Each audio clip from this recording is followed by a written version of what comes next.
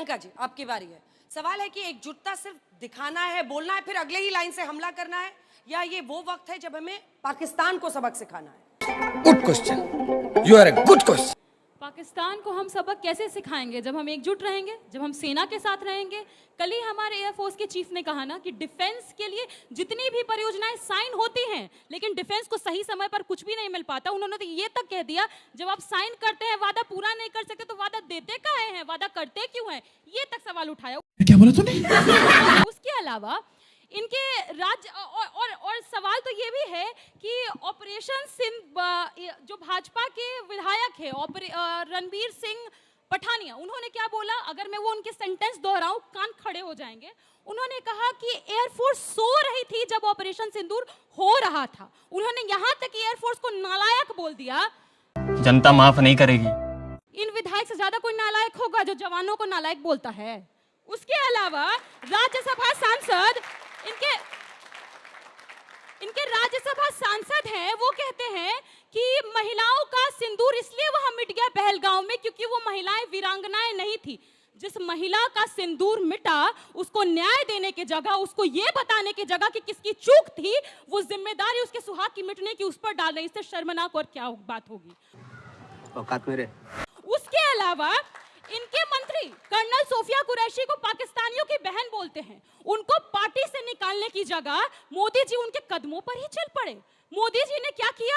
उन्होंने colonel Sophia Qureshi के परिवार वालों को फूल छिड़काने के लिए बुला लिया रोड पर। डिस्ट्रिक्ट मजिस्ट्रेट को तो इवेंट मैनेजर बनवा दिए हैं। ये राष्ट्र प्रेम की बात करेंगे ना तो आयरनी डाइज 1000 डेथ्स। अब राष्ट्र प्रेम पर बोलते हैं। भाई साहब कुछ ज्यादा नहीं हो गया ये? मतलब कुछ भी। आप किस लेवल तक गिर गए? आप घर घर सिंदूर पहुंचाने पहुंच गए।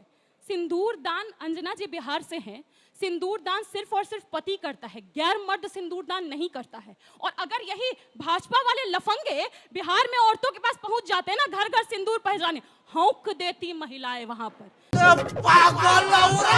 बोलिए। सबसे पहले जो दूसरों को लफंगा बता रही हैं, जो सिंदूर की बात कर रही हैं, पहले लालू प्रसाद यादव के घर में तो देख लीजिए, एक की मांग पे सिंदूर लगाते हैं और दूसरे की बात करते हैं। गुजरात में सिंदूर बीच में मत बोलिए मैडम, बीच में मत बोलिए। माइक नीचे रखिए, माइक नीचे रखिए। ठीक है, मैं आपकी आपत्ति दर्ज करती हूँ। ये आदमी एक लाइन में किसी का बीपी बढ़ा सकता है, एक लाइन में। पर्सनल अटैक करके कोई फायदा नहीं है। टॉपिक पे रहते हैं। एक मिनट, कैसे पर्सनल? तेज प्रताप यादव क्या मंत्री नहीं थे बिहार सरकार में? तो पार्टी ने उनके खिलाफ कार्रवाई की है ना। पार्टी, अगर आप नैतिकता की बात कर रहे हैं, इसीलिए मैंने कहा लफंगे शब्द का इस्तेमाल किया तो बिल्कुल ये बात बोली जाएगी। जो इनका नेता रहा है उसने ऐसा बयान दिया, उसके बाद मैं उस पर अपनी आपत्ति दर्ज कर रहा हूं। दूसरा, इनके ही मंत्री रहे सुरेंद्र यादव, वो भारतीय सेना को हिजड़ों की फौज बता देते हैं। अरे बाप रे, ये तो धोती खोल रहा है।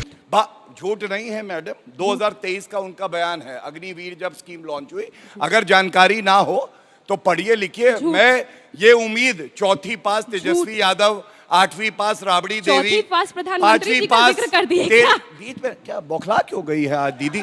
दीदी बौखलाई हुई है भाई। अरे शांत भाई, शांत शांत शांत दीदी शांत। रुला दिया ना बेचारी को।